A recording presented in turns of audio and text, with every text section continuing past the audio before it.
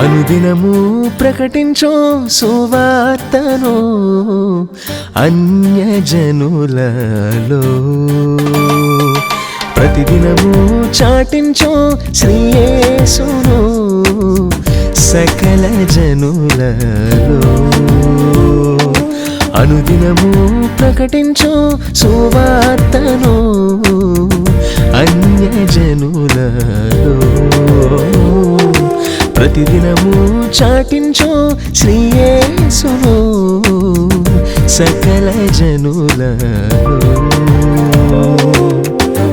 ప్రియమైన దేవుని వారందరికీ హృదయపూర్వకమైన వందనాలు తెలియజేస్తున్నాను.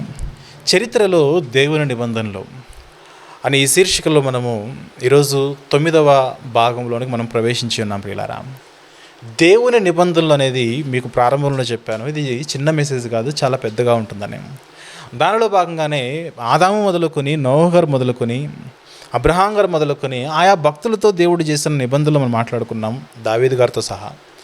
అలాగే జన సమూహములు, జనాంగముగా పిలువబడుతున్న ఇశ్రాయేలుతో దేవుడు చేసిన నిబంధనలు ఏవైతే ఉన్నావో, వారికి ఇచ్చిన కట్టడలు ఏవైతే ఉన్నావో, వారికి ఇచ్చిన ఆజ్ఞలు ఏవైతే ఉన్నావో, వాటి వలన వస్తున్న వాగ్దాన ఫలములు ఏవైతే ఉన్నావో, నిబంధన యొక్క సారమును సారాంశమును పక్కకు లాగి దానిని పాటిస్తే వచ్చే వాగ్దానములు ఏవైతే ఉన్నావో ఆ వాగ్దానముల వరకు మనం నడిపించబడుతున్నాం. ప్రియులారా, మన జీవితంలో మీకు ఎప్పుడు చెప్తున్నాను, నిబంధన వేరు, వాగ్దానము వేరు కాదు. నిబంధన ప్రకారం బ్రతికిన వారికి ఏమొస్తుంది చెప్పండి? వాగ్దానము వస్తుంది. ఉదాహరణ కూడా మనం ప్రతి భాగంలో కూడా ఆల్మోస్ట్ టచ్ చేసుకుంటూ వస్తున్నాం. ఒక కంపెనీలో మనము ఉద్యోగానికి జాయిన్ అయినప్పుడు కొన్ని నిబంధనలు ఉంటాయి, టర్మ్స్ అండ్ కండిషన్స్ కొన్ని ఉంటాయి. వాటి ప్రకారము మనము జాబ్ చేస్తేనే, వాటి ప్రకారం మనం ఉద్యోగంలో నడుచుకుంటేనే వాగ్దాన రూపకమైన శాలరీ ఎవ్రీ మంత్ మనకు అకౌంట్లో పడుతుంది. నిబంధనల ప్రకారం నేను డ్యూటీ చేయను, అవునా, రూల్స్ ప్రకారం నేను ఆఫీసులో ఉండను, నాకు ఇష్టం వచ్చినట్టు నాకు నచ్చినట్టు నేను ఉంటానంటే జీతం మనకి ఇస్తారా అని అడిగితే ఎవరూ చెప్పలేదు, ఎవరు అనే చెప్పారు అందరూ కూడా. అవునా, ఎవరైతే నిబంధనల ప్రకారం నడుచుకుంటారో వారికి మాత్రమే ఏమొస్తుంది చెప్పండి? వాగ్దానములు వస్తాయి. అది ఎంత వాస్తవమో, చరిత్రలో దేవుని నిబంధనలు ఏవైతే ఉన్నావో ఆ నిబంధనల ప్రకారం మనం నడుచుకుంటేనే వాగ్దాన రూపకమైన ఒక ప్రతిఫలాన్ని మనము పొందుకునే అవకాశం ఉన్నదని చెప్పుకుంటూ ఎన్నో విషయాలు మనం ఆలోచన చేస్తూ ముందుకెళ్తున్నాం. ప్రియులారా, ఆ క్రమంలో భాగంగా ధర్మశాస్త్రం గురించి మాట్లాడుకున్నాము. ఇశ్రాయేలుకు జాతీయ నిబంధనగా ఇవ్వబడిన ధర్మశాస్త్రం ఏదైతే ఉన్నదో ఆ ధర్మశాస్త్రములో ఉన్న లోపములు కానీ, ఆ ధర్మశాస్త్రములో ఉన్న తప్పులు కానీ, ఆ ధర్మశాస్త్రంలో ఉన్న మరి ఎన్నో లోపాలు మనం ఆలోచన చేస్తూ మేలైనదిగా ఉన్న, నిత్యమైన నిబంధనగా ఉన్న క్రొత్త నిబంధన గురించి మనం ఆలోచన చేయడం జరిగింది.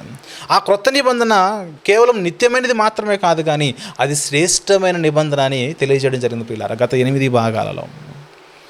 అలాగే 8వ భాగంగా మనం మాట్లాడుకున్నాము, పాత క్రొత్త నిబంధనల మధ్య ఉన్న వ్యత్యాసాలు మాట్లాడుకున్నాం. ప్రియులారా, పాత నిబంధన ఏది చేయగలుగుతుంది, కానీ క్రొత్త నిబంధన ఏది చేయగలుగుతుంది, ధర్మశాస్త్రము ఎంతవరకు చేస్తే క్రొత్త నిబంధన ఎంతవరకు అది నడిపించగలదని ప్రతిదాన్ని కూడా ఆల్మోస్ట్ చాలా విషయాలు మనము వాటి పరిధిలోకి తెచ్చుకుని రెండు నిబంధనల మధ్య, రెండు ప్రధానమైన నిబంధనల మధ్య మనము ఉన్న వ్యత్యాసాలను, తారతమ్యాలను మనము గమనించడం జరిగింది. ప్రియులారా, ఇక ఈరోజు 9వ భాగంలోనికి మనం ప్రవేశిస్తున్నాం.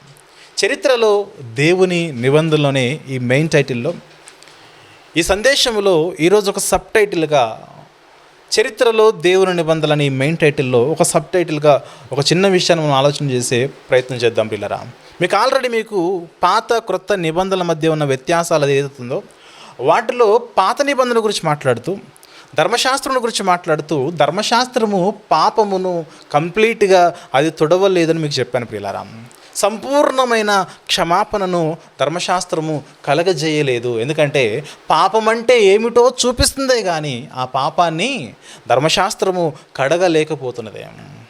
అందుకే పాత నిబంధన కింద పాపక్షమాపణ దొరుకునా? ఈరోజు మన సందేశము, పాత నిబంధన కింద పాపక్షమాపణ దొరుకునా? అదేంటండి? ఎంతోమంది పాత నిబంధనలో తప్పు చేశారు కదా. ఎంతోమంది పాత నిబంధనలో ఉన్న భక్తులు కానీ, మిగిలిన వారు కానీ, సామాన్యమైన ప్రజలు కానీ ఎంతోమంది తప్పులు చేసినప్పుడు దేవుడు ఎన్నో పర్యాలు వారిని క్షమించి వదిలేశాడు కదా. అలాంటప్పుడు పాత నిబంధన క్రింద క్షమాపణ దొరుకునా అని ప్రత్యేకంగా మాట్లాడుకోవాల్సిన అవసరం ఏముంది అన్న ఆలోచన మనకు ఖచ్చితంగా రావాలి. ఎందుకంటే వస్తేనే వాక్యం మనకు అర్థమవుతున్నట్టు. ఎందుకనంటే ధర్మశాస్త్రం గురించి దేవుడు మాట్లాడుతున్నప్పుడు ఆ ధర్మశాస్త్రములో కొన్ని లోపాలు ఉన్నాయి. వాటిని మీరు గమనించి నూతనమైన, క్రొత్తదైన, అత్యంత శ్రేష్టమైన, నిత్యమైన ఈ నూతన నిబంధన, క్రొత్త నిబంధన కాలంలో ఉన్న మనకు క్రొత్త నిబంధన ఎంత ముఖ్యమైనదో, ఆ క్రొత్త నిబంధన ఎంత సంపూర్ణమైనదో మనం తెలుసుకోవడానికి పాత నిబంధనలో ఉన్న లోపాలను మనం ఒక్కొక్కటిగా ఆలోచన చేసుకుంటూ ముందుకెళ్తున్నాం ప్రియులారా. దానిలో భాగంగా పాత నిబంధన క్రింద పాపక్షమాపణ దొరుకునా అనే విషయాన్ని మనము ఆలోచన చేద్దాం. పాపి ఎవరు అని అంటే ఆదాము దగ్గర నుంచి ఆల్మోస్ట్ వాళ్ళందరూ పాపులే, ఎక్సెప్ట్ యేసుప్రభు మినహా. అవునా? యేసుప్రభు వారిని పక్కన పెడితే మిగిలిన వారందరూ కూడా, నరావతారంలో ఉన్న ప్రతి ఒక్కరూ కూడా ఏ భేదము లేదు, అందరూ కూడా పాపము చేసి దేవుడు అనుగ్రహించు మహిమను పొందలేని వారే. అలాంటి స్థితిలో క్రొత్త నిబంధన గురించి ఈరోజు మనం మాట్లాడుకోవట్లేదు, కానీ పాత నిబంధన క్రింద బ్రతికిన వారు ఎవరైతే ఉన్నారో వారు కూడా ఆయా సందర్భాలలో తప్పులు చేసినట్లుగా, వారిని సైతము దేవుడు క్షమించినట్లుగా ఆయా లేఖనాల్లో మనం చూస్తూ ఉంటాం. కానీ క్రొత్త నిబంధన అంటుంది ప్రతి పాపమునకు కూడా పరిష్కారము యేసుక్రీస్తు అని తెలియజేస్తుంది. అలాంటప్పుడు ఆ పాత నిబంధన క్రింద బ్రతికిన వారు ఎవరైతున్నారో వారికి పాపక్షమాపణ ఏ విధంగా కలిగింది? ఇలాంటి ఆలోచనలన్నీ కూడా కలిగి మనం అందరం కూడా ఈరోజు వాక్యములోనికి మనం ప్రవేశిద్దాం ప్రియులారా. ఒక మాట చూద్దాం. పాత నిబంధనలో ధర్మశాస్త్రము ఇవ్వక మునుపు అంటే మోషే గారి కంటే ముందున్న కాలంలో ఎవరైతే ఉన్నారో, మోషే గారి కంటే ముందున్న భక్తులు ఎవరైతే ఉన్నారో వారి జీవితాల్లో వారు చేసిన అతిక్రమాలను బట్టి కానీ, వారి చుట్టూ ఉన్న ప్రజలను బట్టి కానీ, వారి యొక్క కుమారులు కూతుళ్ళను బట్టి కానీ కొన్ని సందర్భాల్లో వారు పాప పరిహారార్థ బలులను వారు అర్పించారు. ధర్మశాస్త్రం ఇవ్వక మునుపు ఉన్న కాలం గురించి నేను మాట్లాడుతున్నాను. ధర్మశాస్త్రము ఇవ్వక మునుపు ఉన్న కాలం ఏదైతే ఉందో, మోషే గారి సేనారణ్యంలో ధర్మశాస్త్రం తీసుకునేంత వరకు అంతకు మునుపు ఉన్న కాలంలో బ్రతికిన వారు ఎవరైతే ఉన్నారో వారి జీవితాల్లో దేవునికి పాప క్షమాపణ నిమిత్తము, పాప పరిహారార్థ బలులను వారు అర్పించినట్లుగా మనం గమనించాలి ప్రియులారా. ఒక మాట చూద్దాం. ముఖ్యంగా కయీను హేబేలుల సందర్భంలో ఆదికాండము 4వ అధ్యాయము ప్రియులారా, ఆదికాండములోని 4వ అధ్యాయము 3-4 వచనం చూద్దాం ప్రియులారా. ఆదికాండములోని 4వ అధ్యాయము 3-4 వచనం చూస్తే, కొంతకాలమైన తర్వాత కయీను పొలము పంటలో కొంత యెహోవాకు అర్పణగా తెచ్చిన అర్పణల గురించి మాట్లాడుతున్నాడు. ఇక అవునా, అర్పణల గురించి మాట్లాడుతూ 4వ వచనం చూస్తే, హేబేలు కూడా తన మందలో తొలిచూలను పుట్టిన వాటిలో కొవ్విన వాటిని కొన్ని తెచ్చెను. యెహోవా హేబేలు అతని అర్పణను లక్ష్య పెట్టెను. ఎన్నో అర్పణలు ఉన్నాయి. ఆ అర్పణల్లో పాప పరిహారార్థ బలులు ఉన్నాయి, ఆ అర్పణల్లో నైవేద్యములు ఉన్నాయి, కృతజ్ఞతార్పణలు ఉన్నాయి. అవునా, సమాధాన బలులు ఉన్నాయి. అర్పణలు అనగానే బలులు అర్పించడం అన్నమాట. అర్పణలు అంటే ఏంటి ప్రియులారా? బలులను అర్పించటం. గొర్రెలను కానీ, మేకలను కానీ, కోడలను కానీ, అవునా, మరి కొన్ని రకములైన పిండ్లను కానీ, కొన్ని మరి పావురములను కానీ, కొన్ని జతల గొవ్వలను కానీ, వాటన్నిటిని కూడా వారు అర్పణలు చెల్లిస్తూ ఉండేవారు. ఆ సందర్భంలో కయీను హేబేలు కూడా వారి జీవితంలో దేవునికి అర్పణలు చెల్లించారు.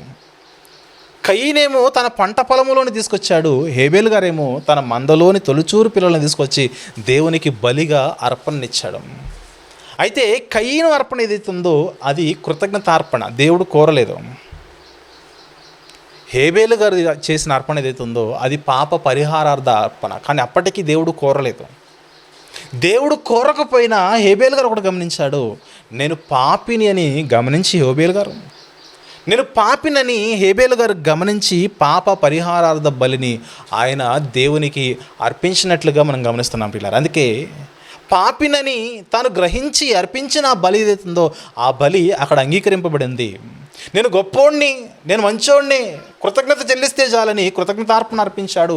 ఈ కయీను అతని యొక్క అర్పణ అంగీకరించబడలేదు. కేవలము పాపుల యొక్క అర్పణలు మాత్రమే వారు తమ జీవితాల్లో దేవుడు వారి యొక్క అర్పణలను అంగీకరించినట్లుగా మనం గమనిస్తున్నాం పిల్లరా. ఇది ధర్మశాస్త్రము ఇవ్వక మునుపు ఉన్న అర్పణలు బలుల గురించి మనం మాట్లాడుతున్నాం. ఇంకొంచెం మనం ముందుకెళ్తే జలప్రళయం అయిపోతుంది. జలప్రళయము అయిపోతుంది ప్రియులారా. తర్వాత 8వ అధ్యాయము నోహు గారి కాలంలో 8వ అధ్యాయము 20వ వచనం చూస్తే జలప్రళయం నుంచి బయటకు వచ్చిన తర్వాత, జలప్రళయం నుంచి ఓడ దిగి బయటకు వచ్చిన తర్వాత 20వ వచనంలో నోహు గారు చేస్తున్న కార్యం ఏమిటి? ఆదికాండం 8వ అధ్యాయం 20వ వచనము. అప్పుడు నోవహు యెహోవాకు బలిపీఠము కట్టి పవిత్ర పశువులన్నిటిలోనూ పవిత్ర పక్షులన్నిటిలోనూ కొన్ని తీసుకుని ఆ పీఠము మీద దహన బలిగా కొన్నింటిని ఆయన అర్పణలు చెల్లించినట్లుగా మనం చూస్తున్నాం ప్రియులారా. అంటే ఈ ఘోరమైన భయంకరమైన ఈ స్థితి నుండి ఆ కుటుంబాన్ని తప్పించినందుకు గాను కృతజ్ఞతతో కూడిన ఆ స్థితిని, ఆ అర్పణను ఇక్కడ ఈయన చెల్లిస్తున్నట్లుగా మనం గమనిస్తున్నాం ప్రియులారా. అప్పటికే పాపులందరినీ కూడా దేవుడు ఏం చేశాడు? సమూల నాశనం చేసేసాడు జలప్రళయం ద్వారా. ఈ మిగిలిన ఏకైక మంచి కుటుంబమే నోహు గారి కుటుంబం అయితే ఆ కుటుంబాన్ని దేవుడు బ్రతకరించినందుకు గాను కృతజ్ఞతతో కూడిన ఒక అర్పణను నోహు గారు ఇక్కడ చెల్లించినట్లుగా మనం గమనిస్తున్నాం ప్రియులారా. అదే కదా, దహన బలిని అర్పించెను, దేవునికి అర్పణను చెల్లించింది. ఇది కూడా ఎప్పుడు చెప్పండి? ఇది కూడా ఎప్పుడు? ధర్మశాస్త్రము మోషే గారికి ఇవ్వక మునుపు ఉన్న కాలములోని పరిస్థితి ఇది. ఇంకొంచెం మనం ముందుకెళ్తే మనకు అబ్రహాము గారు కనబడతారు. అబ్రహాము గారు, మన ప్రయత్నం ఏమిటంటే ధర్మశాస్త్రం ఇవ్వక మునుపు భక్తులు ఎవరైతే ఉన్నారో వారు అర్పించిన అర్పణలు ఏవైతే ఉన్నావో వాటిని మనము గమనిస్తూ వెళ్తున్నాం. ఏది పాప పరిహారార్థ బలి, ఏది కృతజ్ఞతతో కూడిన బలులను వారు అర్పించారు. వాటిలో భాగంగా 22వ అధ్యాయము 13వ వచనం చూస్తే ఇస్సాకును బలిస్తావా అని అడిగాడు దేవుడు. ఇస్తాను దేవా అని బలిచ్చినంత పని చేశాడు అబ్రహాం గారు. ఆ సమయంలో ఇస్సాకును పక్కన పెట్టి పొట్టేళ్ళను మరలా దేవుడు చూపించినప్పుడు ఆ పొట్టేళ్ళని ఇస్తున్న బలిని చూద్దాం ప్రియులారా. ఆదికాండం 22వ అధ్యాయము 13వ వచనం చూస్తే అప్పుడు అబ్రహాము కన్నులెత్తి చూడగా పొదలో కొమ్ములు తగులుకుని ఉన్న ఒక పొట్టేలు వెనక తట్టున కనబడను. అబ్రహాము వెళ్ళి ఆ పొట్టేలును పట్టుకుని తన కుమారునికి మారుగా పెట్టి దహన బలిగా అర్పించెను. ఒక బలుడైతే మనం చూస్తున్నాం ప్రియులారా, దహన బలి అన్నాడు అక్కడ. ఒక అర్పణను మనం చూస్తున్నాం, అది దహన బలిగా అర్పింపబడినది. నోహు గారైనా, హేబేల్ గారైనా, అబ్రహాము గారైనా రక్తము కలిగిన జంతువులను, పక్షులను వారు బలిగా అర్పించినట్లుగా మనం చూస్తూ వస్తున్నాం పిల్లరా. ఎప్పటి కాలం ఇది? ఎప్పటి కాలము? ధర్మశాస్త్రము ఇవ్వక మునుపు ఉన్న కాలం ఇది. తర్వాత యాకోబు గారి యొక్క పరిస్థితి చూద్దాం. యాకోబు గారు ఆదికాండంలోని 46వ అధ్యాయము మొదటి వచనం చూసినట్లయితే, ఆదికాండంలోని 46వ అధ్యాయము మొదటి వచనము. అప్పుడు ఇశ్రాయేలు తనకు కలిగినదంతయు తీసుకొని ప్రయాణమై బెయేర్షెబాకు వచ్చి తన తండ్రి అయిన ఇస్సాకు దేవునికి బలు నర్పించెను. ఇక్కడ ఇశ్రాయేలు అనగానే ఎవరు చెప్పండి? యాకోబు గారు, అవునా? అప్పుడు ఇశ్రాయేలు తనకు కలిగినదంతయు తీసుకొని ప్రయాణమై బెయేర్షెబాకు వచ్చి తన తండ్రి అయిన ఇస్సాకు యొక్క దేవునికి ఏమర్పించను? బలులు అర్పించను. ఒక హేబేలు గారిని చూసాము, తర్వాత ఒక నోవహు గారిని చూసాము, తర్వాత కాలంలో అబ్రహాం గారిని చూసాము, తర్వాత కాలంలో యాకోబు గారిని చూస్తున్నాము. ధర్మశాస్త్రము కంటే ముందున్న మరొక భక్తుడే యోబు గారు. గమనించాలి, ధర్మశాస్త్రం ఇవ్వక మునుపు ఉన్న భక్తులలో ఒక భక్తుడే యోబు గారు. యోబు గ్రంథం ఎక్కడో ఉందని యోబు గారిని ఎక్కడో తీసుకెళ్లాల్సిన అవసరం లేదు. ధర్మశాస్త్రం ఇవ్వక మునుపు ఉన్న భక్తులలో ఒక భక్తుడు యోబు గారు అయితే, యోబు గారు కూడా తన జీవిత కాలంలో ఇటువంటి రకమైన బలులనే ఆయన అర్పించినట్లుగా మనం చూస్తాం ప్రియులారా. యోబు గ్రంథంలోని మొదటి అధ్యాయము ప్రియులారా, ఒక మంచి విషయంలోనికి మనం అందరం కూడా వెళదాము. ధర్మశాస్త్రం ఇవ్వక మునుపు ఎలాంటి బలులను అవి చోటు చేసుకున్నాయో, ఎలాంటి బలులను వారు అర్పించారో వాటి మనం చూస్తూ ఉన్నాం ప్రియులారా. యోబు గ్రంథంలోని మొదటి అధ్యాయము 5వ వచనం నుండి మనం చూస్తే కుమారుల కొరకు యోబు గారు బలులు అర్పించినట్లుగా మనం చూస్తున్నాం ప్రియులారా. యోబు గ్రంథం మొదటి అధ్యాయము 5వ వచనము. వారి విందు దినములు పూర్తి కాగా యోబు తన కుమారులు పాపము చేసి ఏమంటున్నాడు? యోబు గారు తను అనుకుంటున్నాడు, తన కుమారులు పాపము చేసి తమ హృదయంలో దేవుని దూషించరు ఏమో అని వారిని పిలవనంపించి వారిని పవిత్రపరిచి అరుణోదయంలో లేచి వారిలో ఒక్కొక్క నిమిత్తమై దహన బలి నర్పించుచూ వచ్చెను. యోబు నిత్యము అలాగున చేయుచుండెను. పాప పరిహారార్థ బలి యోబు గారు అర్పించిన బలి. ఎప్పుడిది? ఏ కాలం ఇది? ధర్మశాస్త్రము ఇవ్వక మునుపు ఉన్న కాలములో యోబు గారు అర్పించిన బలి. ప్రియులారా, తన కుమారులు పాపం చేశారేమో అనుకుని వారిని పవిత్రపరచడానికి, వారిని పరిశుద్ధపరచడానికి పాప పరిహారార్థ బలిని, పాపము విషయమై, వారిలో ఉన్న కల్మషం విషయమై దేవుణ్ణి వారు దూషించారేమో, తెలియకుండా దూషించారేమో, అందుకే వారి నిమిత్తమై బలులను అర్పించిన జాబితాలు ఎవరు చూస్తున్నాం మనం ఇక్కడ? యోబు గారిని చూస్తున్నాం. ఏబేలు గారు బళ్ళర్పించాడు, నోహు గారు బళ్ళర్పించాడు, తర్వాత అబ్రహాము గారు బళ్ళర్పించాడు, యాకోబు గారు బలు అర్పించారు, ఇస్సాకు గారు అర్పించారు.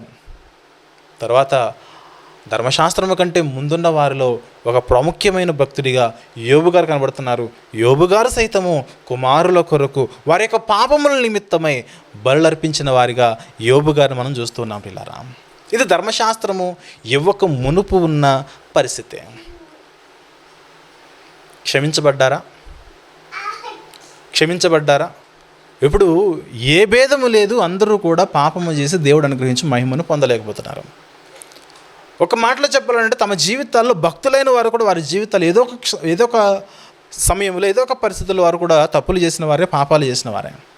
కానీ వారి పాపములు ఏవైతే ఉన్నావో, వారి అతిక్రమములు ఏవైతే ఉన్నావో, వారి యొక్క చీకటి కార్యాలు ఏవైతే ఉన్నావో ప్రతిదాన్ని కూడా బలుల రూపంలో దేవునికి పాప పరిహారార్థమైన దహన బలులను అర్పిస్తూ దేవునితో సమాధానాన్ని పొందేవారు, క్షమాపణ పొందేవారు. ధర్మశాస్త్రం ఇవ్వక మునుపు ఉన్న పరిస్థితి ఇదే. కానీ ధర్మశాస్త్రం ఇస్తూ ఎన్నో ఆజ్ఞలు జారీ చేశాడు దేవుడు. మీ జీవితాల్లో మీరు సాహసించి ఎవడైనా పాపము చేస్తే, మీ జీవితాల్లో మీరు ఎవరైనా సరే సాహసించి పాపము చేస్తే మీకు పాపక్షమాపణ రానే రాదని చెప్పుకుంటూ వచ్చాడు దేవుడు. ఒక మాట చూద్దాం. ఇది ఏ కాలము? ధర్మశాస్త్రం ఇవ్వబడిన కాలము. ధర్మశాస్త్రం వచ్చిన తర్వాత మోషే గారితో దేవుడు తెలియజేస్తున్న మాటల్లో సంఖ్యాకాండములోని 15వ అధ్యాయము, ప్రిలారా, సంఖ్యాకాండములోని 15వ అధ్యాయము 30వ వచనం చూద్దాం. ప్రిలారా, 30వ వచనము, సంఖ్యాకాండములోని 15వ అధ్యాయము 30వ వచనం చూస్తే, అయితే సంఖ్యాకాండము 15వ అధ్యాయము 30వ వచనము, అయితే దేశమందు పుట్టినవాడే కానీ పరదేశీయే కానీ ఎవడైనను సాహసించి పాపము చేసిన ఎడల, ఎవరైనా సరే ధర్మశాస్త్రం ఇవ్వబడిన తర్వాత ధర్మశాస్త్రము కింద ఎందరైతే బ్రతుకుతున్నారో, ధర్మశాస్త్రము కింద ఈ పాత నిబంధన క్రింద ఎందరైతే బ్రతుకుతున్నారో మీలో ఎవరైనా సరే, స్వదేశంలో పుట్టినవాడవైనా పరదేశంలో పుట్టినవాడవైనా, అవునా, 30వ వచనము, అయితే దేశమందు పుట్టినవాడే కానీ పరదేశీయే కానీ ఎవడైనను సాహసించి పాపము చేసినట్లా వాడు యెహోవాను తృణీకరించిన వాడగును కనుక అట్టివాడు నిశ్చయముగా జనులలో ఉండకుండా కొట్టివేయబడును. వాడు యెహోవా మాటను అలక్ష్యము చేసి ఆయన ఆజ్ఞను మీరినందున నిశ్చయముగా కొట్టివేయబడును. వాని దోష శిక్షకు వాడే కారకుడు. సాహసించి పాపము చేస్తే అంటే తెలిసి కూడా నువ్వు పాపం చేసావు, ఏమవుతుందిలే అనేసి కొంతమంది చేస్తుంటారు కదా, ఏమవుతుంది చెప్పండి అని సాహసించి డేర్ చేసి మరి తప్పులు చేస్తూ ఉంటారు. ధర్మశాస్త్రం కింద ఉన్న వారి గురించి మాట్లాడుతూ, ఎవరైనా సాహసించి పాపం చేస్తే మీకు మరణశిక్ష తథ్యము అని చెబుతుంది ధర్మశాస్త్రం.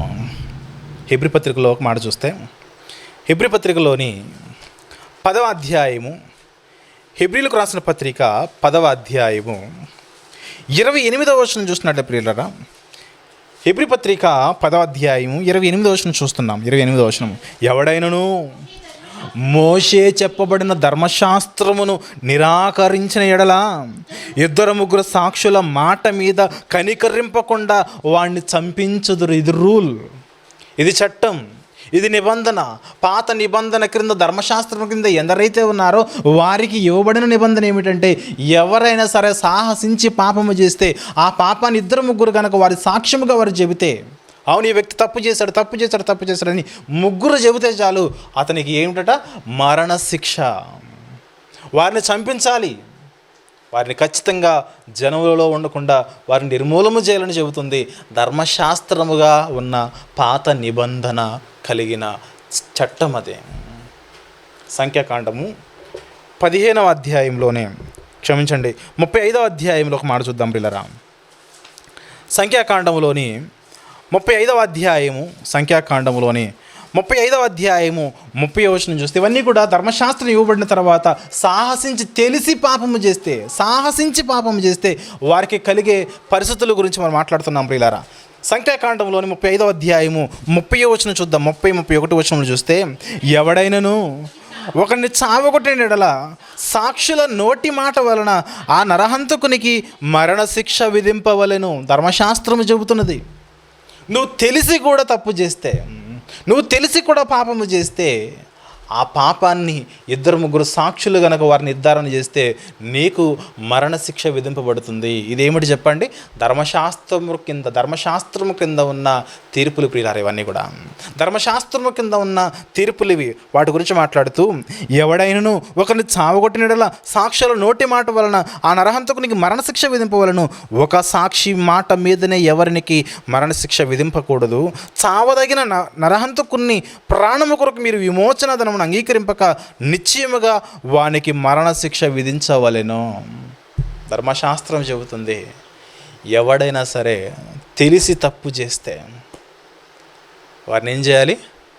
వారు క్షమాపణకి ఏమాత్రము కూడా అర్హత కలిగిన వారు కాదు, కానీ వారికి మరణశిక్ష, మరణదండన విధించండి ధర్మశాస్త్రం చెబుతుంది.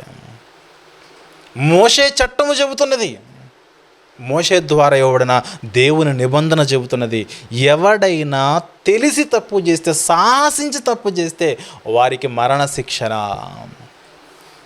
కొన్ని సందర్భాల్లో తెలియక తప్పులు చేస్తారు, అవునా కదా? అవునా? పొరపాటున తప్పులు చేస్తారు. అరే రే పొరపాటు అయిపోయింది, తప్పు జరిగిపోయింది, క్షణికమైన ఆవేశంలో ఘోరం జరిగిపోయింది, అసలు ఇంత పాపం జరుగుతుందని నేను ఊహించలేదని పొరపాటున చేసేసామండి. ఈరోజు జైళ్ళల్లో మనం చూస్తే ఎంతోమంది ఖైదీలు వారి యొక్క నేర చరిత్రను గమనిస్తే వారు కావాలని మర్డర్లు చేసి వెళ్ళిన వాళ్ళు కాదు. ఆ కోపాన్ని, ఆవేశాన్ని అణుచుకోలేక క్షణికమైన ఆవేశంలో ఏదో అలా చేసేస్తారు. కొంతమంది ఏం చేస్తారు? యాక్సిడెంట్లు చేస్తూ ఉంటారు, అవునా? వాహనాల ద్వారా యాక్సిడెంట్లు చేస్తారు. కావాలని ఎవరైనా యాక్సిడెంట్ చేస్తారు చెప్పండి? కావాలని చేయరు. ఆ సందర్భంలో వారి యొక్క నిద్రను ఆపుకోలేకనో, లేదా ఎదురుగా వస్తున్నవి సరిగా కనిపించకనో, ఫోకస్ ఎక్కువ అవడం వలనో, లేదా ఈ రూట్ వెళ్ళే విషయంలో ఆ వెహికల్ని నియంత్రించలేకపోవడం వలనో, ఏదో ఒక విషయంలో వారు యాక్సిడెంట్లు చేస్తూ ఉంటారు. ఎవరో చచ్చిపోతారు ఖచ్చితంగా. 2, 3, కొంతమంది 10 మందో 20 మందో చచ్చిపోతారు. ఇప్పుడు ఏం చేయాలి? డ్రైవర్ని తీసుకెళ్ళి లోపలేయాలి. అంతమంది చావుకు కారణమైన ఈ వ్యక్తిని తీసుకెళ్ళి లోపలేయాలి, జైల్లో మగ్గిపోతాడు. ఎవరు అడిగారు ఏం చేసావు నాయన అంటే, యాక్సిడెంట్ చేశాను. చూసుకోలేదని అంటే, పొరపాటు అయిపోయిందండి, సరిగా గమనించుకోలేదు నేను గమనించుకున్నానంటే ఇంత పరిస్థితి నాకు ఉండేది కాదు ఈరోజు. అలా పొరపాటున జరిగిపోయిందని, కావాలని చేసిన యాక్సిడెంట్ కాదు అదే. ఏ ఒక్కరు కూడా యాక్సిడెంట్ కావాలని చేయరుగా. అలా తెలియక పాపము చేస్తే ఏమిటి ధర్మశాస్త్రం కింద అని అంటే, పాప పరిహారార్థ బలులు ఉండేవే. ఎవరైనా తెలియక కానీ పొరపాటున కానీ పాపము చేస్తే, బైబిల్ గ్రంథంలో ధర్మశాస్త్రం కింద 2 రకాల పాపాలు ఉండేవి. సాహసించి పాపము చేయడం వేరు, తెలియక పాపము చేయడం వేరు. సమస్తమును చెప్పిన తర్వాత నువ్వు తప్పు చేయొద్దు అన్నాడు అనుకోండి, నాకు సమస్తము తెలుసు ఆయన తప్పు చేస్తానన్నాడు అనుకోండి, వాడెవడు చెప్పండి? ఏ కేటగిరీ కిందకు వస్తాడు? సాహసించి పాపం చేసిన వాడు. ఏమీ తెలియదు, అనుకోకుండా పొరపాటున పాపం జరిగిపోయింది. పోనీ కొన్ని సందర్భాల్లో కొన్ని తెలుస్తాయి, నియంత్రించుకోలేక పొరపాటును తప్పు చేసేసారు. వారికి దేవుడు ఒక అవకాశాన్ని ఇచ్చడం. ఏమిటంటే, పాప పరిహారార్థ బలులు ఏవైతే ఉన్నవో, సమాధాన బలులు ఏవైతే ఉన్నవో, బలులను అర్పించి మీరు క్షమాపణ పొందండి అన్నాడు. ఎడ్లను కానీ, గొర్రెలను కానీ, మేకలను కానీ బలులను మీరు అర్పించి మీరేం చేయాలి? సమాధానాన్ని పొందాలి, క్షమాపణ పొందాలి మీరు.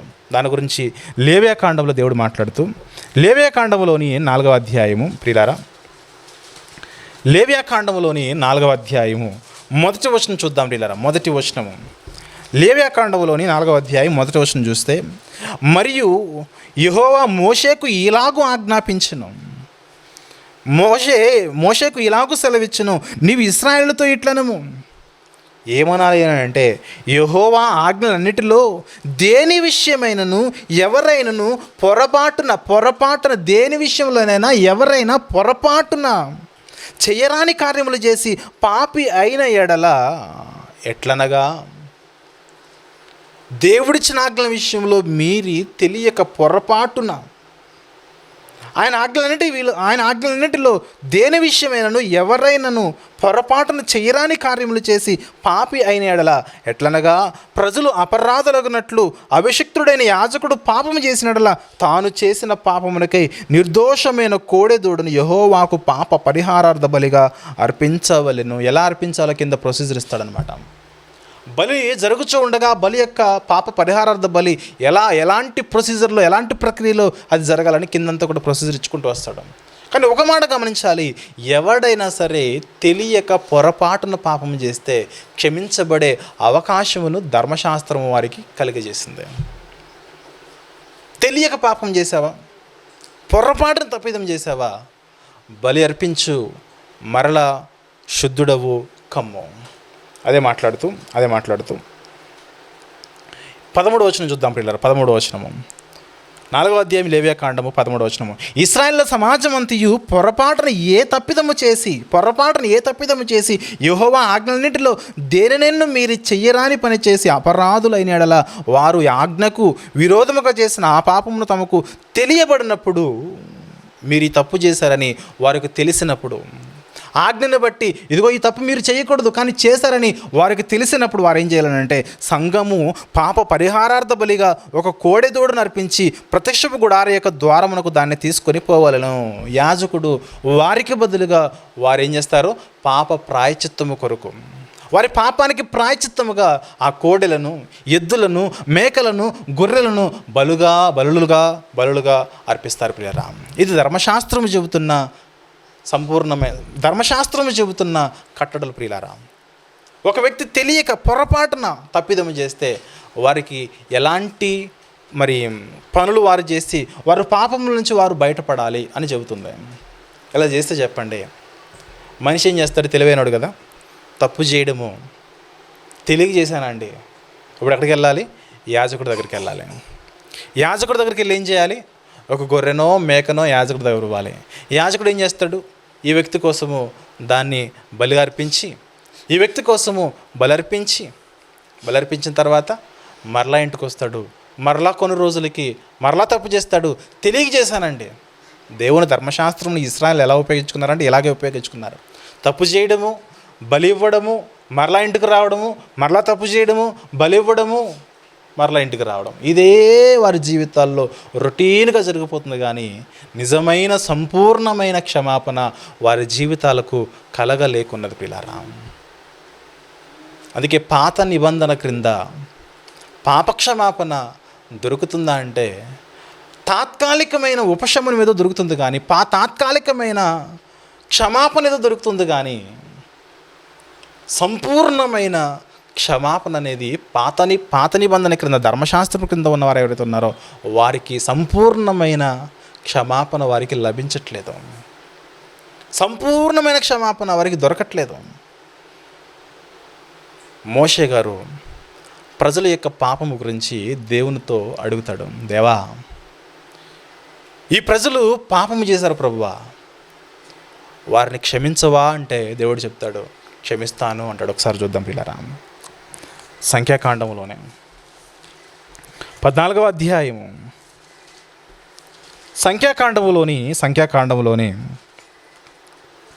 14వ అధ్యాయము 19వ వచనం చూద్దాం పిల్లరా. సంఖ్యాకాండంలోని 14వ అధ్యాయము 19వ వచనం చూస్తే, ఐగుప్తులో నుండి వచ్చినది మొదలుకొని ఇది వరకు నీవు ఈ ప్రజల దోషమును ఐగుప్తు నుంచి వచ్చిన తర్వాత వీరికి ధర్మశాస్త్రం ఇవ్వబడింది సినాయి అరణ్యంలో. సీనాయి పర్వతం మీద ఐగుప్తుల నుండి వచ్చినది మొదలుకొని ఇది వరకు నీవు ఈ ప్రజల దోషములను పరిహరించినట్లు నీ కృపాతిశయమును బట్టి ఈ ప్రజల దోషమును దయచేసి క్షమించుమని యెహోవాతో చెప్పగా దేవుడు చెబుతున్నాడు, యెహోవా నీ మాట చొప్పున మోషే నీ మాట చొప్పున ఈ జనుల యొక్క దోషములను వీరి యొక్క పాపములను నేను క్షమించుచున్నాను అన్నాడు దేవుడు. ఇప్పుడు చెప్పండి, దేవుడే సాక్షాత్ మోషే గారి ద్వారా నేను ఈ పాపాలు క్షమిస్తున్నాను అన్నాడు. ఏమన్నాడు దేవుడు? ఏమన్నాడు చెప్పండి? మోషే గారు చెబుతున్నాడు, మోషే నువ్వు అడిగిన దానిని బట్టి ఈ ప్రజల యొక్క దోషములను అతిక్రమములను నేను క్షమించుచున్నాను అన్నాడు. కానీ నేనంటున్నాను, దేవుడు ఆ మాట అన్నప్పటికీ వారికి కేవలము తాత్కాలికమైన క్షమాపణ మాత్రమే దొరికింది. కానీ ఎందుకు? వారు స్వాధీనపరచకపోయే దేశంలో దీర్ఘాయుష్మంతులుగా బ్రతికే అవకాశం దొరికింది, కానీ నిత్యమైన స్వాస్థ్యముగా ఉన్న పరలోకమునకు వెళ్ళే అవకాశాన్ని వారు కోల్పోతున్నారు. ధర్మశాస్త్రము కేవలము కనాను భూభాగం ఏదైతుందో అక్కడి వరకు మాత్రమే నడిపిస్తుంది. కానీ క్రొత్త నిబంధన పరలోక కణానికి నడిపించటకు అత్యంత శ్రేష్టమైన నిబంధన క్రొత్త నిబంధన. ఇవన్నీ కూడా మనం నిబంధనలు మాట్లాడుకుంటూ వచ్చాం పిల్లారా. ఒక విషయం మనం గమనించాలి, ఇశ్రాయేలు జనులను ఐగుప్తు నుంచి బయటకు వచ్చిన తర్వాత, ధర్మశాస్త్రం ఇచ్చిన తర్వాత, ఎన్నో నిబంధనలు ఇచ్చిన తర్వాత, ఆజ్ఞలు ఇచ్చిన తర్వాత దేవుడిని మోషే గారు అడుగుతుంటే, మోషే నీ మాట చొప్పున నేను వీరిని క్షమిస్తున్నాను అన్నాడే కానీ నిజానికి వారికి వచ్చిన ఆ క్షమాపణ సంపూర్ణమైన క్షమాపణ కాదది. సంపూర్ణమైన క్షమాపణ ఎప్పుడు ఒక మనిషికి దొరికినంటే క్రొత్త నిబంధన వచ్చిన తర్వాతనే ఒక మనిషికి సంపూర్ణమైన క్షమాపణ దొరుకుతుందే కానీ పాత నిబంధన క్రింద బ్రతికిన ఏ ఒక్కరికి కూడా సంపూర్ణమైన క్షమాపణ లేనే లేదు. ఇప్పుడు అలాగైతే హేబేలు గారు పరదేశంలో ఉన్నారు కదండి, మోషే గారు పరదేశంలో ఉన్నారు కదండి, అబ్రహాము గారు పరదేశంలో ఉన్నారు కదండి, ధర్మశాస్త్రం కింద బ్రతికిన వారు ఎవరైతే ఉన్నారో వారందరూ కూడా పరలోకానికి వెళ్ళడానికి అవకాశం, చాలామంది భక్తులుగా ఉన్నవారు ఆ అవకాశాన్ని పొందుకున్నారు కదా. మరి వారికి ఎలాంటి సంపూర్ణమైన పాపక్షమాపణ లభించింది? అక్కడికే వస్తాను, వెయిట్.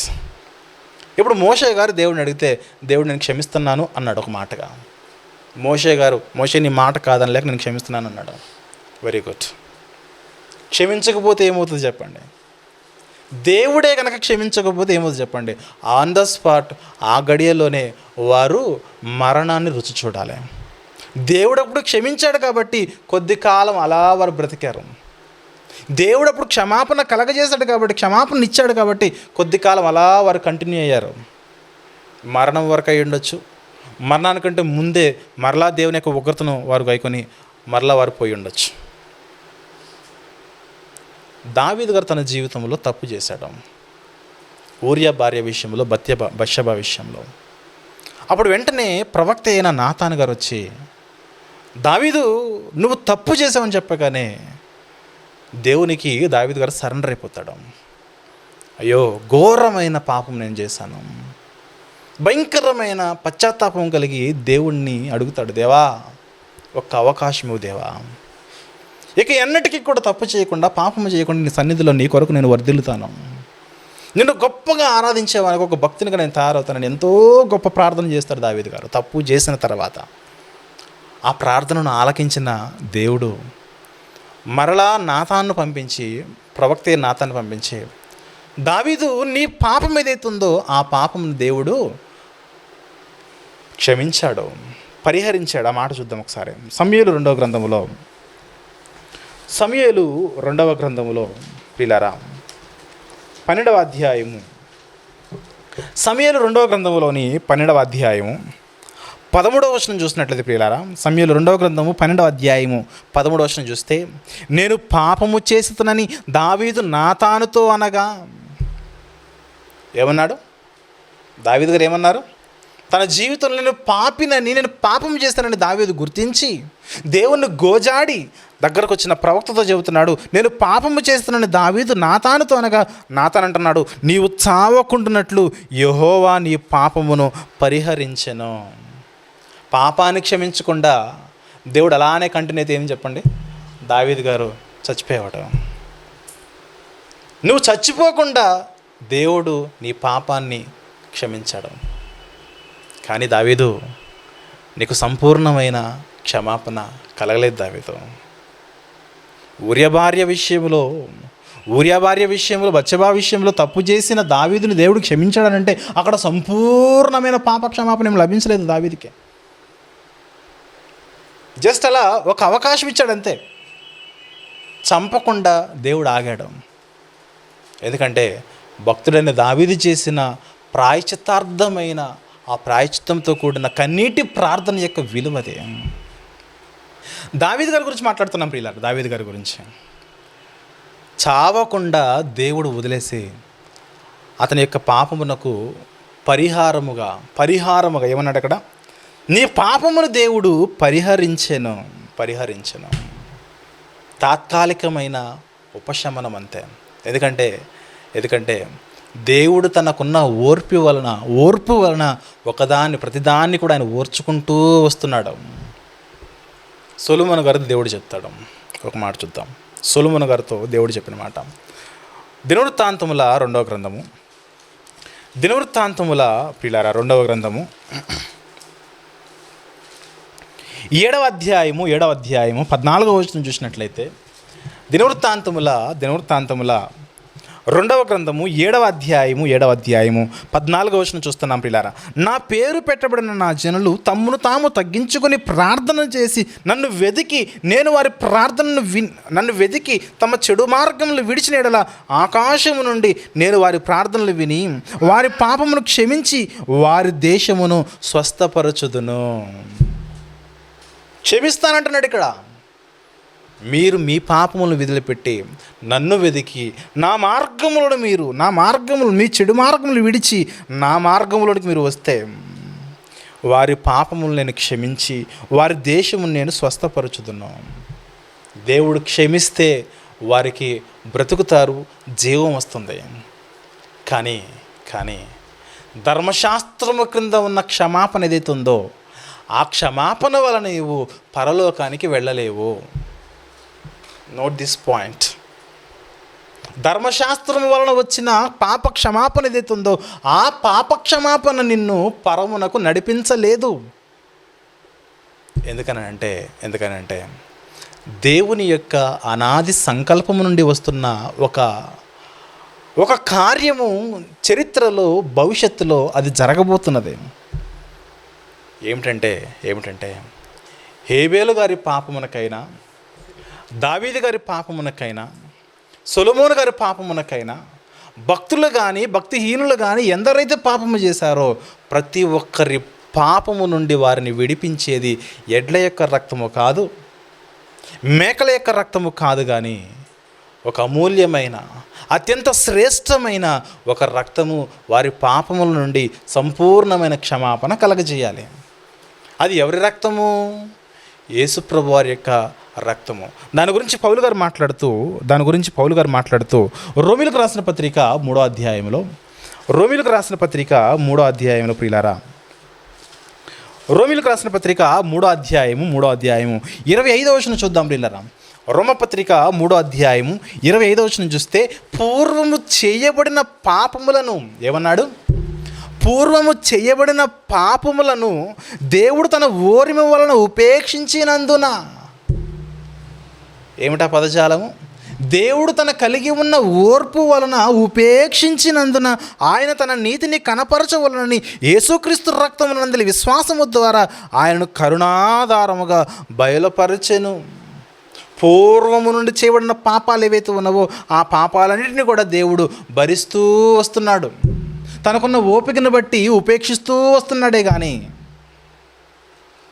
ఎందుకు దేవా అలా చేసావనంటే ధర్మశాస్త్రం వీరికి సంపూర్ణమైన క్షమాపణ అనుగ్రహించలేదు, కానీ నా కుమారుని యొక్క రక్తము వలన వీరికి ఏం కావాలి? సంపూర్ణమైన క్షమాపణ వీరికి కలగాలి. అందుకే యేసుక్రీస్తు యందలి విశ్వాసం ఎందరికైతే ఉందో వారందరికీ కూడా ఏమొస్తుంది చెప్పండి? సంపూర్ణమైన పాపక్షమాపణ లభిస్తుంది. ఒక హేబేలు గారు, ఎవరి యందు విశ్వాసం హేబేలు గారిది? యేసుప్రభు మీద విశ్వాసం. ఒక మోషే గారు, ఎవరి మీద విశ్వాసం? యేసుప్రభు మీద విశ్వాసం. దావీదు గారికి ఎవరి మీద విశ్వాసం చెప్పండి? యేసుప్రభు మీద విశ్వాసం. మరి అప్పటికి యేసుప్రభు రాలేదుగా అంటే భక్తులు గమనించారు దేవుని యొక్క వాక్కులను. త్వరలో మా కొరకు, మా అందరి పాపముల కొరకు ఒక విమోచకుడు రాబోతున్నాడు. ఆ విమోచకుడు మాత్రమే అనాది కాలం మొదలుకొని జగత్తు ఉత్పత్తి మొదలుకొని ఇప్పటి వరకు ప్రతి ఒక్కరి పాపములు కూడా మోయిచూ భరిస్తూ ప్రతి ఒక్క పాపములు కూడా తన మీద వేసుకుని మా కొరకు శాపమైపోయి ఒక ఆయన రాబోతున్నాడు. ఆయనే మెస్సయ్య, ఆయనే అధిపతి. ఆ అధిపతి వస్తేనే ఆ అధిపతి యొక్క రక్తము మూలముగా మాకేం కలుగుతుంది? సంపూర్ణమైన క్షమాపణ కలుగుతుంది. పాత నిబంధన క్రింద ఎందరైతే బ్రతుకుతున్నారో వారందరికీ ఈ అవగాహన వారు కలిగి ఉండాలి. ఎందుకంటే దేవుడు ప్రతి తరంలో కూడా చెబుతూనే వస్తున్నాడు. భవిష్యత్ ప్రణాళికను గురించి ఆయన చెబుతూనే వస్తున్నాడు. దాని గురించి యెషయా గారు అన్నారు.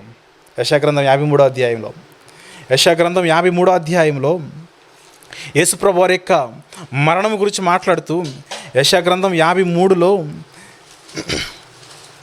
యేసుప్రభు యొక్క మరణం గురించి మాట్లాడుతూ 53:4 వచనం చూస్తే, నిశ్చయముగా అతడు మన రోగములు భరించెను.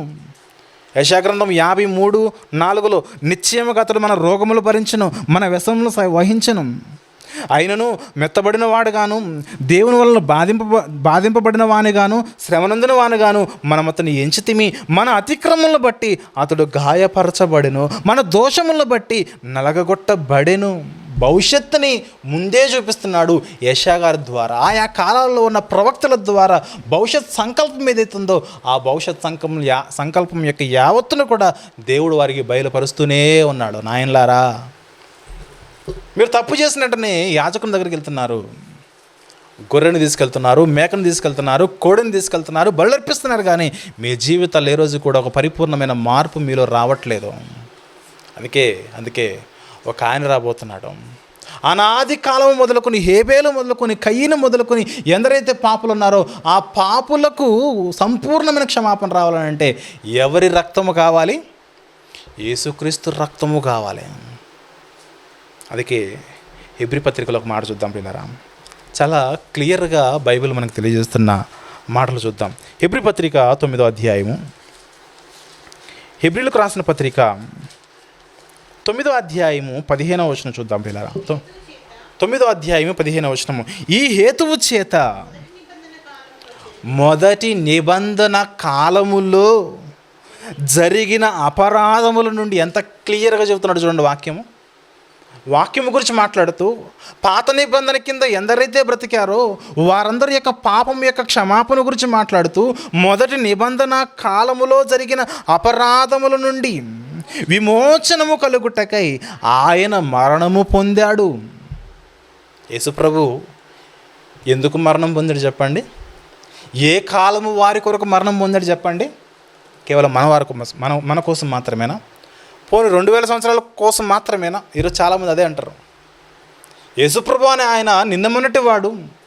ఆయన యొక్క చరిత్ర 2000 సంవత్సరాల నుంచి స్టార్ట్ అయింది, కానీ అంతకు మునుపు ఆయన యొక్క చరిత్ర ఏమున్నదని మాట్లాడుతుంటారు. నో, ఆయన చరిత్ర ఆదాము దగ్గర నుంచి ప్రారంభమైంది. యోహాను గారితో ఇంకా గొప్పగా చెప్పాడు. రాత్రి మనం మాట్లాడుకున్నాం. యోహాను గారు ఇంకా గొప్పగా చెప్పాడు. ఆయన చరిత్ర ఈ సృష్టి ప్రారంభం అవ్వక మునిపే ఆది యందు వాక్యమై ఉన్న దేవునిగా ఆయన దేవుని యొద్ద ఉన్నాడని మాట్లాడుకున్నాం మనం. ప్రియమైన దేవుని వారలారా, ఆ అనాది సంకల్పం ఏదైతుందో ఆ సంకల్పమును బట్టి ప్రతిదాన్ని కూడా క్రమమైన రీతిలో దేవుడు జరిగిస్తూ వస్తున్నాడు. మొదటి నిబంధన కాలములో అపరాధములు ఏవైతే జరిగాయో ఆ అపరాధముల కొరకు కూడా యేసుప్రభు వారు శిలువ మీద మరణించవలసి వచ్చెను.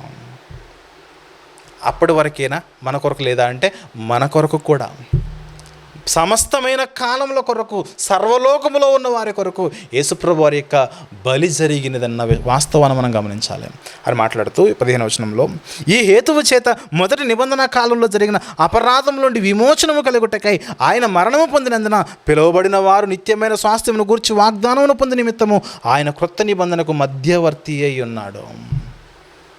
కానీ మనం బాగా స్ట్రెస్ చేసి నోట్ చేయవలసిన పాయింట్ ఏంటంటే, మొదటి నిబంధన కాలంలో జరిగిన అపరాధముల నుండి విమోచనము కలుగుటకై ఆయన మరణము పొందాడు. పాత నిబంధన ఏ వ్యక్తికి కూడా సంపూర్ణమైన క్షమాపణ కలగజేయలేదు. అందుకే యేసుప్రభువు రావడము, ఆయన సమస్త లోకములో ఉన్న పాపులందరి కొరకు ఆయన శిలువ మీద మరణించడము, అలా మనకు పాపక్షమాపణ కలగడం జరిగింది ప్రియులారా. ఇదంతా కూడా దేవుడు అనాది కాలం నుండి ఆయన అలా ప్లాన్ చేసుకుంటూ ఒక ప్లాట్ఫామ్ను క్రియేట్ చేస్తూ వస్తున్నాడు. ఆయన ఏమన్నారు? పేతురు గారు ఏమన్నారు? ఒక మాట చూద్దాం. పేతురు గారు రాసిన మొదటి పత్రిక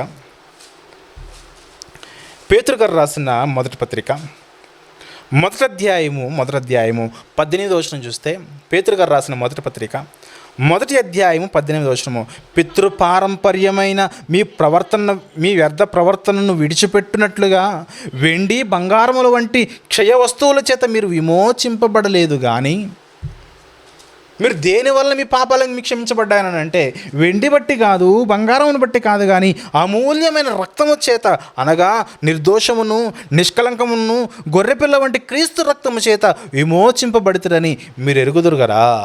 దాని గురించి మాట్లాడుతూ ఆయన జగత్తు పునాది వేయబడక మునిపే నియమింపబడిను కానీ తన్ను మృతులలో నుండి లేపిన తనకు మహిమనిచ్చిన దేవుని ఎడల తన ద్వారా విశ్వాసులైన మీ నిమిత్తము కడవరి కాలముల యందు ఆయన ప్రత్యక్షపరచబడెను. ఈ సంకల్పం ఏదైతే ఉందో అది జగత్తు పునాది వేయబడక మునిపే అదంతా కూడా దేవుని యొక్క సంకల్పం అలా అది నడుస్తూ వస్తుంది ప్రియులారా. దాని ప్రకారం ఆయన నియమింపబడిన వాడు. ఆయనను విశ్వసించి చచ్చిపోతేనే, ఆయనను అంగీకరించి చచ్చిపోతేనే నీకేమొస్తుంది? సంపూర్ణమైన పాపక్షమాపణ నీకు కలుగుతుంది.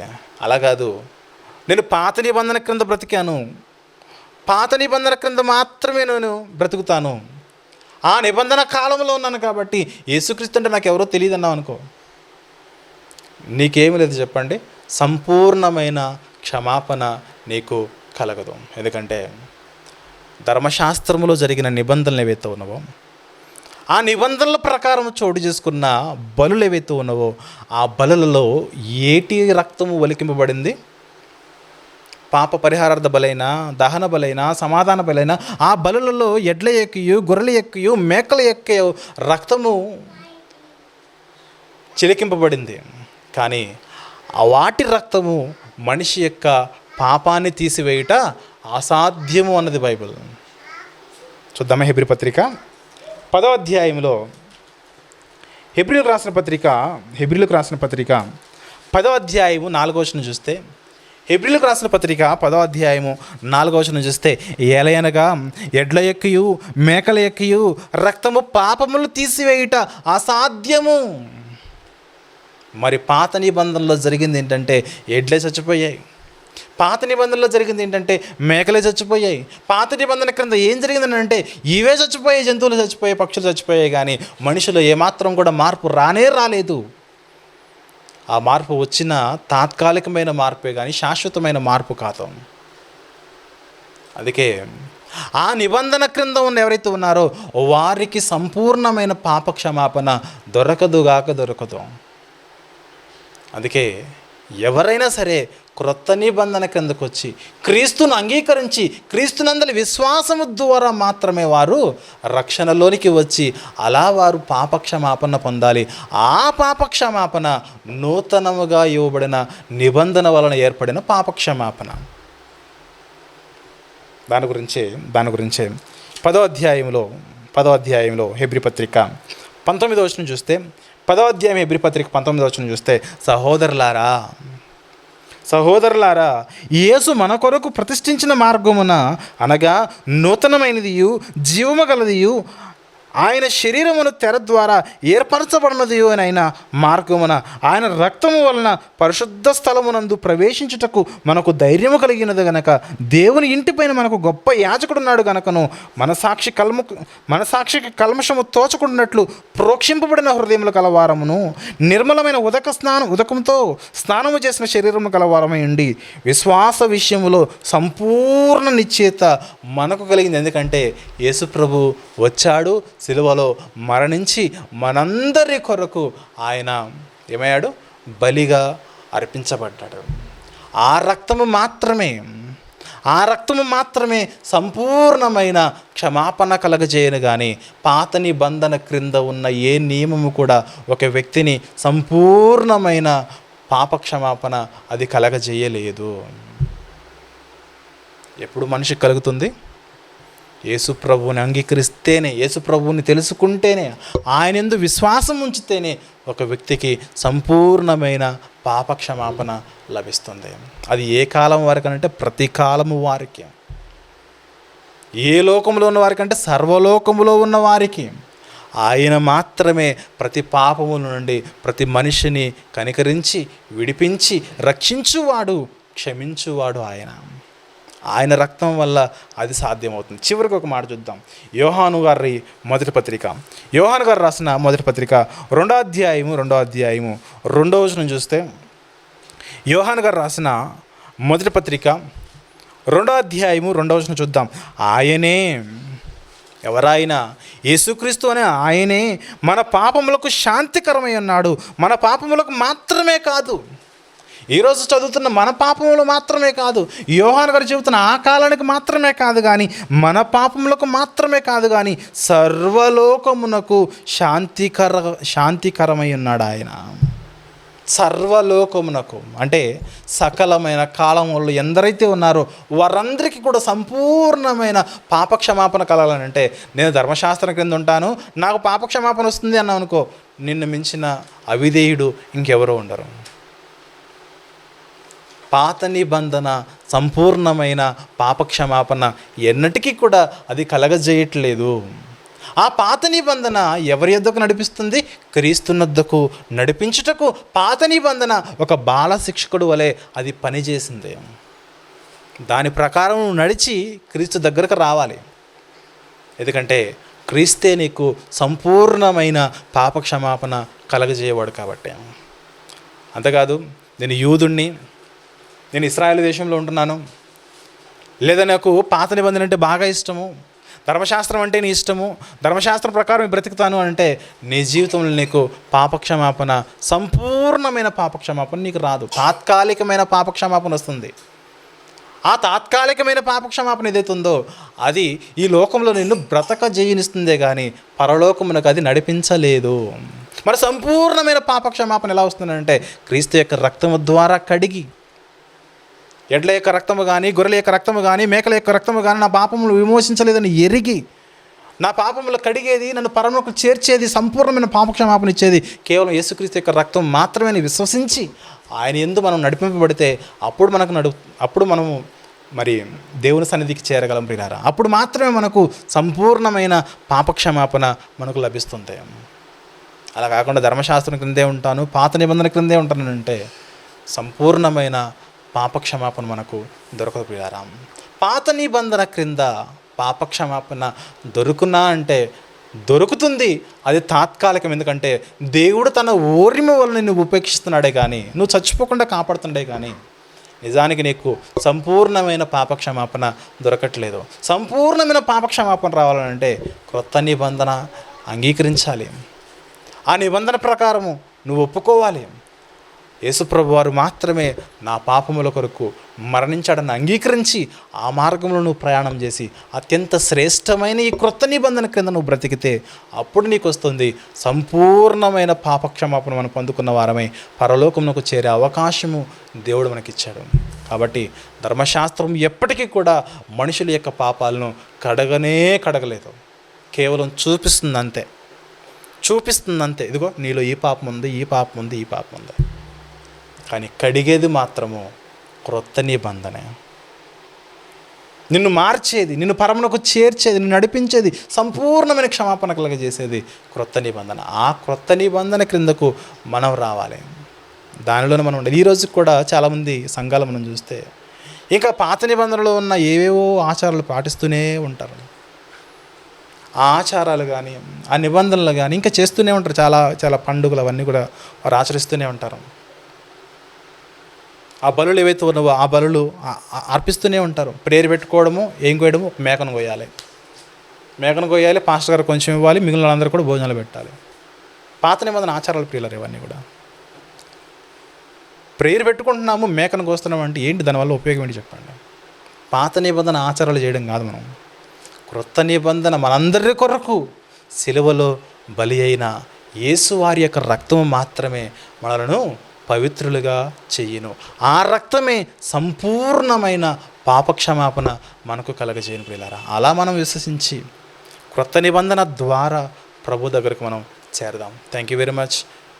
ప్రభు చిత్తమైతే మరొక భాగం వచ్చే వారం. Thank you very much.